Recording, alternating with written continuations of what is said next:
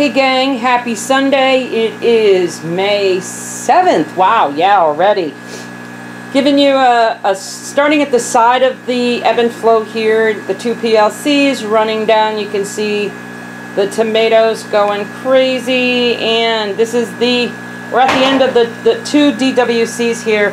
The one on the right has the ground cherry and a tomato, and then the one on the left mainly has a tomato. There is, I think that broccoli's still in there, right over here. It's not really happy. It isn't, but I leave it and we'll see what happens. I want to show you these roots, so give me 1 second to reposition. Okay, so, oh man, this ground cherry is dropping pollen all over my camera. But anyways, down in there, if you can get a good look, is the root mass for, oops, it may not let me go that much. Sorry. For this ground cherry. It is absolutely nuts in there. I can't really get a good shot down in there for you, but this is like, I'm sticking this in my mouth. If I go down and I touch this, this is like really, really firm and hard. It's like you could put a cup on there and it would stay. So this thing is taking a lot of nutrients and using a lot of water. Needless to say, this is a good choice for a DWC, is a ground cherry. There is a tomato in there also. This shot should give you a pretty good view of a nice growing ground cherry. There's one a little bit larger there, and then I think you can see right here we're growing some more. And then coming up the vine, even more are growing. So, yeah, it's going crazy, and you can see that root mass is supporting that. All right, let me take you around here. Over here we have the bucket for the rail. See it there? All right, and this is taking a look down the rack from the back side again, over by the tomatoes. You can see things are still growing crazy. I still have the fluorescence, and that's working on the peppers there. And then if you look, I mean, you can see there's tons of peppers on this plant. It's really, really starting to develop some nice peppers. Again, I'm not really sure what kind they are. I pulled it out of a garden and it was at the end of the season, so not sure. Again, from back end of this rail, you can see that pepper down here is just really going crazy. And it is flowering, and it looks like some fruit is starting to come, so looking forward to getting some. I honestly forget. I have to find the tag down there, but it's one of the hotter peppers.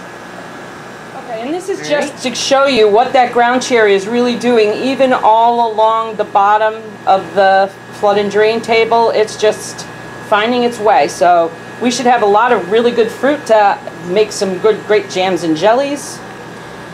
Here's the underside of that pepper. And you can see there's lots of fruit on there. And the other peppers down on the rail down here. We'll go around the other side and check on that. And that's just a shot of my tomato. There's the one in here right now. It's looking pretty much almost ripe. I will say that it does have a little bit of problems on the top, whether it was the blossom that stuck on there or it happened from the mag deficiency, but I'm really hoping to get some more tomatoes really soon. Here's those peppers. I transplanted those a little over a week ago. They're looking pretty good. Coming up, took them another week, you know, a little bit to get their tap roots down. Over here is the ground cherry. You can see this is really looking beautiful. Beautiful leaves now that I've corrected that mag problem, the cow mag problem. And you can see all the way up these tomatoes are starting to really hopefully take hold and enjoy where they're living there. You know, all right, coming down the rail there, you can see the peppers again. This pepper is really going crazy. It's taking up the majority of that rail up over there. And sorry for the netting, but I really need it to try and hold the plants up. And there we go. The rail. We'll come down over on the other side, and you can see that starfish pepper, which I had such trouble with for so long because I've topped it a million times, and I topped it by accident. I have two of them at that end, and there's another one all the way down at this end. And they're both doing great, and I'm looking forward to some really nice peppers off of them. There's another pepper there, not really positive Again, I've got to go and check all the labels. Coming down the tomato and then this pepper over here on the end. Let me go over and get a better view of that for you. Miniature watermelon doing well down this end. 2 of those plants have taken. One is doing a little bit better than the other right now. And one that was in this back corner over here has kind of, I think it's lost its fight. It didn't have a long enough root. And then here's that pepper. You can see it's looking really quite nice. I do hit it and all of the leaves that can tolerate it, not the tomatoes, although sometimes they get hit with it. Liquid sun, liquid saturator, just to do some foliar feeding for them. And we think we can get down underneath here. Let's see. Should be able to see that. You can see we have lots and lots of growth going on here. I mean, there's so many peppers in here. I'm not really sure. I think I probably need to start cutting some of these lower ones off now. And, you know, really taking the time to... I mean, there's tons in here. And there's some really big peppers way down here in the bottom of this pot. So I really think it's time to start pulling some of those out of here. The top of the plant's looking really good. As you can see, I'm still getting lots of really beautiful flowers there. And, you know, it's really doing nicely in the flood and drain tray with the Canna nutrients. It's looking really happy and spreading out across this netting here. So, you know, I think overall it's doing pretty well. There we go. Whoops. Well, that's not so good. But 2 of... well, it would help if I zoomed out maybe a little bit.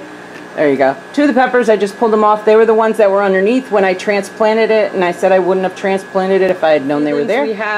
I did just transplant 2 of the peppers. Let me see if I can get to those. They're over on the other side. Okay, so there you should be able to see there's a yellow Trinidad, and the one closest to us is the Carolina Reaper. So hopefully they will start to take hold pretty quick. I think we're going to have lots and lots of peppers and cherries really soon. Here's my key lime. I keep calling it a lemon. This is my key lime. And I'm really happy because the parent plant this actual seed came from isn't doing as well as I had been hoping. So I'm hoping that this isn't a replacement and it's just a second one, but we'll have to see. And then here's another look at this pepper over here. I did turn down one of the PLCs, which makes it a lot easier to kind of see what's going on. So, and that's one of the advantages I will kind of show you again to the PLCs, is that while you're working underneath them, or if you're doing something, you do have the option to turn them down. Or if you want to adjust the brightness and the amount of light that your plants are getting, you can do it in that way too. Alrighty. So I think that's it for today. Let me think. So I just moved over here to where I usually sit and work, and wanted to just say that I got a couple additions to my hat pin collection. Well, I should say my lampshade collection. There you go. They're so cute. Until next week.